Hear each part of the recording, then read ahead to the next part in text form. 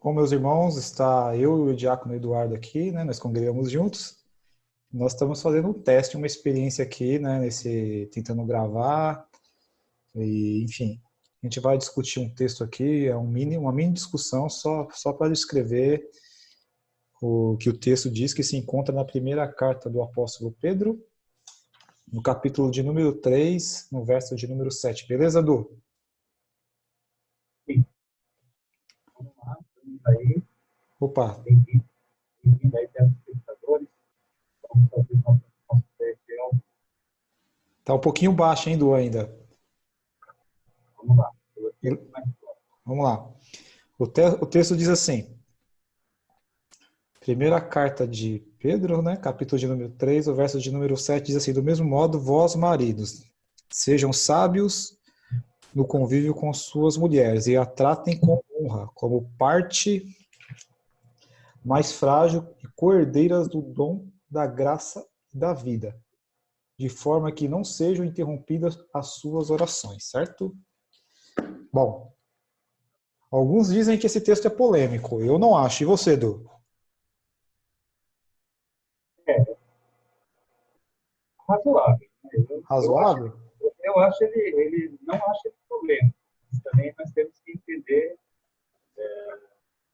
uma visão assim, mais contemporânea. Eu coloquei uma tradução já contemporânea, já para dar já um bump aqui no texto hora livre. Não, entendi. Eu quero ler aqui, olha só como que a Bíblia de Jerusalém traduz esse texto. Olha que interessante, ó. Ela propõe uma tradução assim, que tá de acordo, né, com o que diz os originais, não diferente da NVI na qual eu li, nem da Almeida que você está lendo aí, Du. Mas olha só que interessante como ela propõe essa tradução. Ó, eu estou lendo aqui, ó. Só, do mesmo modo, vós maridos, agi com sabedoria em vossa vida conjugal, tributando às vossas esposas a honra devida a companheiras de constituição mais delicada, coordeira da graça da vida, né? O autor, né, o tradutor da Bíblia de Jerusalém, ele foi muito delicado aqui, né? Na tradução dele, eu achei muito interessante, já que ele faz menção na tradução dele, se você fizer quiser traçar um paralelo com a criação, quando ele coloca a mulher como ajudadora, né? Ele coloca a mulher como em pé de igualdade com o homem, né? E eu também acho que essa é a ideia desse texto de Pedro, quando ele diz esse texto aqui, apesar dele usar o vaso mais frágil, né? O fato de ser um vaso mais frágil não quer dizer que a mulher seja inferior ao homem, certo? Concorda ou não? Não, claro. Eu peguei aqui a linguagem de hoje, e aqui o texto também ele dá assim, uma explicação quase igual essa versão da Jerusalém. Diz o texto assim, também você, marido, na vida em comum com a esposa, reconheça que a mulher é o sexo mais fraco e que por isso deve ser tratada com respeito. Porque a esposa também vai receber junto com você o dom da vida, que é dado por Deus. Haja assim para que nada atrapalhe as orações de você. Tá Então, certo. quando o texto ele aborda esse sexo frágil, está falando, é claro, da fragilidade da mulher, da força do homem, né, que é mais avantajada do que da mulher, física e algumas coisas psicológicas. Eu vejo que a mulher ela tem uma grande força, mas ela precisa do marido, como o marido também precisa da mulher. Eu acho que os dois é uma combinação. E aí a gente vai lá para a Gênesis, né? Sim. Acho que uma parte nossa está na mulher e nós precisamos dessa parte. E eu concordo quando você fala sobre a força do homem, e eu também acredito que seja a força física também, né? Que é um dos aspectos que Pedro está tentando transmitir aqui para a igreja de Éfeso, né? Primeiro porque, se a gente for analisar o contexto cultural da época, primeiro, era o homem que, na maioria das vezes, ele provia, né, o sustento da família. E normalmente o sustento da família vinha o quê? Através dos trabalhos braçais, certo? Outra coisa, quem ia para a guerra? Era o homem. A mulher ficava em casa cuidando da família, dos filhos, enfim. E também algo interessante que você falou foi do aspecto psicológico, né? Querendo ou não, a mulher, assim, não, eu entendo que é até uma qualidade, né? A mulher, ela é mais emotiva, né? E às vezes ela sofre mais, né? A gente não pode generalizar, mas é um aspecto da mulher, lógico, que ela é mais sentimental, ela requer algo, como se diz, mais carinhoso, né, mais amoroso. Às vezes o homem não liga muito para isso, mas as mulheres ligam. E às vezes, por causa da brutalidade, né, do homem, por não ter um tato de perceber isso, ele acaba magoando. É nesse aspecto que eu entendo que esse é o vaso mais frágil, né? A, a parte sentimental e a parte física, certo? Mas a mulher ela é igual ao homem em todos os aspectos, humano, intelectualmente, é, ambos têm condições de desenvolver as faculdades intelectuais, psicológicas, enfim, nenhum é inferior ao outro. Né? E quando ele fala cordeiras participante, faz menção realmente à criação, quando Deus ele criou Eva, da costela de Adão, né? Ele criou ela para ser o quê? A ajudadora dele, né? Na administração, né, do Jardim do Éden, na administração dos afazeres da vida. Então é um texto muito interessante. E infelizmente, no decorrer da história, né, e a gente vê alguns irmãos nossos por uma má compreensão da ideia de Pedro, e às vezes tentam aproveitar, né, e aplicar isso de uma forma errada que venha favorecer o sexo masculino. É, tenho a minha mente agora, você vê que coisa interessante. Como que a luz da palavra, ela nos dá uma distinção e nos traz assim, uma sabedoria ao tratar nossas esposas. E o texto fala que ela é coerdeira conosco do reino. Ou seja, ela é igual a nós, ela é participante do reino de Deus. Então, quando nós, pela palavra, conhecemos a verdade, ela nos liberta. Você disse uma coisa interessante. O processo do refino é igual em força, intelecto, porém é diferente. Você falou algo interessante. Eu acho que a mulher é mais emotiva, a mulher é mais sensível, né? Ela tem esse time, né? É muito bom essa coisa. Já o homem não. O homem não tem essa sensibilidade. Então, mas por outro lado, ela precisa do homem para estabelecer algumas coisas. Por exemplo, até mesmo dentro do lar. Você vê que dentro do lar, a figura de um homem, como pai, né, uma criança, ela é necessária. Não dá para você ter só a mãe fazendo o papel do homem e deixar a mulher pegar esse fardo. Então, eu acho que são separados, ela tem a sua força, né? A mulher tem a sua força. E um ponto interessante aqui é que o texto fala que o homem deve respeitar a mulher, entender a mulher como um sexo frágil, mas respeitá-la. Né? Respeitá-la. Então, eu acho que se complementa o homem e a mulher, tem um complemento especial. Eu acho que os dois, sozinhos, assim, individuais, né? Ele não tem força de formar uma família. A força, ela é na união. Sim, sim. Então, achei interessante, sim. Esse texto é muito rico, né? E é interessante que no finalzinho ele fala para que não atrapalhe as orações de vocês, né? Você vê, é como se Deus ele se agrada quando os dois têm em comum associação, né? Em comum em tudo, né? Muito interessante esse texto. Você escolheu bem esse texto. Eu ia concluir justamente com isso, Du, porque querendo ou não, você aqui ó, tem uma pregação de 3 tópicos, né? Ó, tratar a mulher com honra, certo? Porque ela é, o segundo tópico, cordeira dos dons da graça e da vida. E o terceiro tópico é o quê? Para que as vossas orações não sejam interrompidas. Por exemplo, se você, dentro de tudo que nós falamos aqui, se tiver alguma desarmonia, as orações são interrompidas. É um conjunto, né, que você pode concluir. Se estiver em harmonia, as orações serão o quê? Atendidas ou respondidas. E por isso, e o que você falou é realmente interessante. E poderíamos, né, fazer um gancho e aplicar justamente com a criação. É a base da família, certo? Olha só. Que nem você disse, não tem como, né? Não é muito difícil, tanto para o homem como para a mulher, educar os filhos sozinho, prover as necessidades do lar sozinho.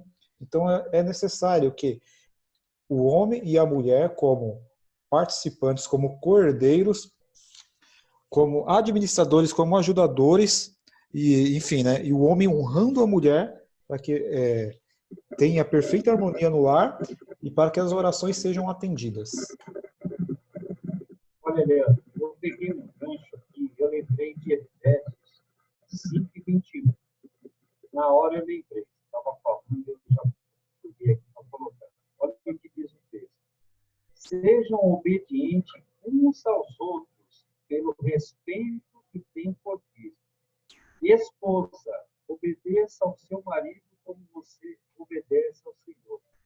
Pois o marido tem autoridade sobre a esposa, assim como Cristo tem autoridade sobre a igreja. E o próprio Cristo é o Salvador da igreja, que é o seu corpo. Portanto, assim como a igreja é obediente a Cristo, assim também a esposa deve obedecer em tudo a seu marido. Marido, olha o ponto central, o ponto-chave. Ame a sua esposa, assim como Cristo amou a igreja e deu a sua vida por ela. Que interessante. É muito rico, né? Se nós olharmos assim à luz da Bíblia, o marido, a sua esposa, digamos, uma comparação, é como se fosse uma, uma boneca, assim, algo sensível, que ele tem que tratar com muito carinho, com muito respeito, entendeu? Então a Bíblia recomenda isso. Mas a Bíblia, por outra parte, ela puxa um gancho muito importante, que é a mulher respeitar o seu marido. Né? Então é interessante esse ponto central, é que a Bíblia ela traz um equilíbrio, né? Traz um equilíbrio na vida conjugal do casal. Bom, Odu, eu acho que para alguém que foi bem improvisado, foi bem, né, a experiência, né? Eu acredito que sim, viu? Valeu muito, foi muito enriquecedor. Ah, E legal. esse texto aí que você escolheu está de parabéns. E olha que eu escolhi meio que sem planejar, né? Eu não planejei nada, hein? Foi uma dissertação mais assim descontraída, né? Para trazer um pouquinho de edificação, mas foi algo, uma experiência para a gente ver como é que é essa nova experiência nossa aqui, né? Para você ver que não existe limite para a comunhão, né? Com certeza. Com certeza. Eu acredito, Leandro, que esse acontecimento aí que está totalmente sobre o domínio de Deus, o que está acontecendo, não fugiu do domínio de Deus. Eu acho que foi mesmo para que a gente possa refletir, por exemplo, o valor de um abraço, o valor de um aperto de mão. Hoje mesmo eu estava pensando nisso. Poxa, eu encontro os meus amigos que estão trabalhando e às vezes a gente vai se apertar a mão e a gente retrocede, porque né, o Ministério da Saúde recomenda para a gente não ter uma distância e tal. Né? Então, eu acho que isso também é para que a gente haja na igreja e com os irmãos,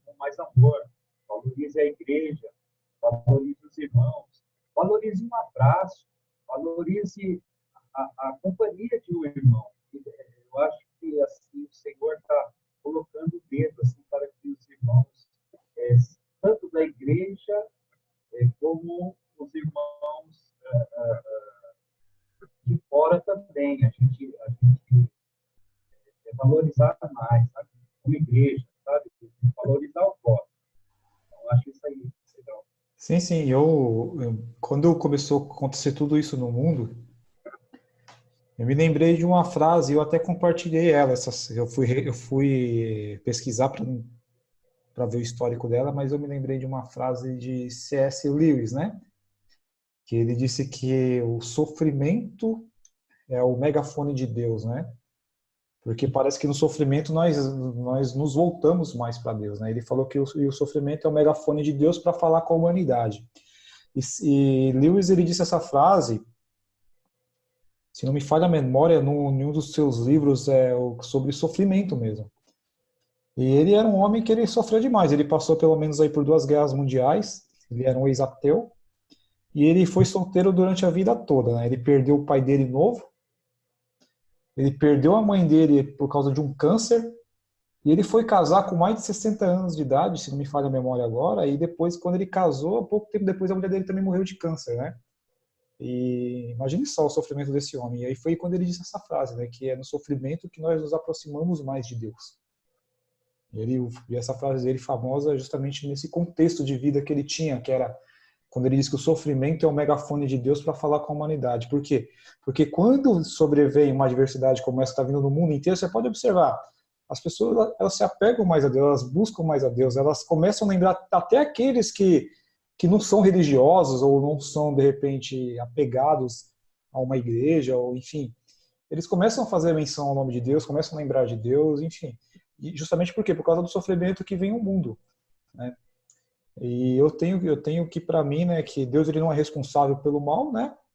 Muito pelo contrário, né? Nosso Deus é um Deus bom, mas ele permite que essas calamidades ocorram na humanidade justamente para isso, para que as pessoas venham notar, venham perceber que Deus ele existe, né? E que nada foge do controle dele. E eu tenho certeza que muitas pessoas vão refletir nesses acontecimentos que está ocorrendo no mundo e elas vão pôr a mão na consciência, vão ouvir a voz de Deus ali no coração, que o Espírito Santo vai sondar, né, aquele interior do homem ali, a pessoa vai falar, puxa vida, né, Deus está me dando mais uma chance, talvez eu não vou ter outra. E muitas pessoas vão se chegar a Deus por causa disso, eu tenho certeza. Tenho nem dúvida.